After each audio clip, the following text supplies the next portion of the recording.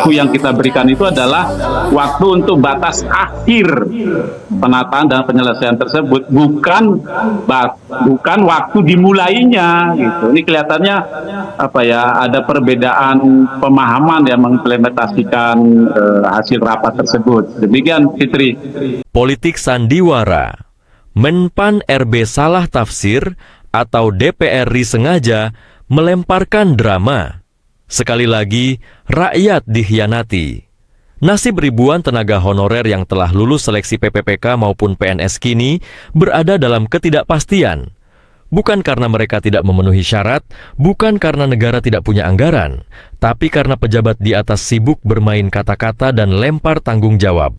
DPR RI dengan santainya mengatakan bahwa Menpan RB salah tafsir. Tapi pertanyaannya, salah tafsir atau memang sengaja dibuat rancu? Logikanya sederhana, jika ada kesepakatan antara Menpan RB dan DPR RI, maka semuanya seharusnya sudah jelas sejak awal. Tidak mungkin seorang menteri yang sudah bekerja dengan berbagai lembaga pemerintahan salah memahami keputusan sebesar ini. Jadi, ini bukan sekadar kesalahan tafsir, ini adalah permainan politik murahan yang menjadikan honorer sebagai korban. Ketika kegaduhan sudah pecah, barulah DPR RI berlagak heroik. Seolah-olah mereka peduli, seolah-olah mereka membela honorer. Padahal, jika mereka benar-benar berpihak pada rakyat, mengapa tidak ada suara penolakan dari awal? Mengapa baru sekarang mereka menyalahkan Menpan RB? Jangan salahkan rakyat jika mereka muak. Ribuan tenaga honorer sudah bertahun-tahun mengabdi dengan gaji tak seberapa. Bahkan ada yang rela bekerja tanpa bayaran, hanya berharap pada janji pengangkatan yang terus-menerus diundur. Dan kini, setelah pengangkatan di depan mata, tiba-tiba mereka dipermainkan dengan alasan teknis dan kesalahan tafsir?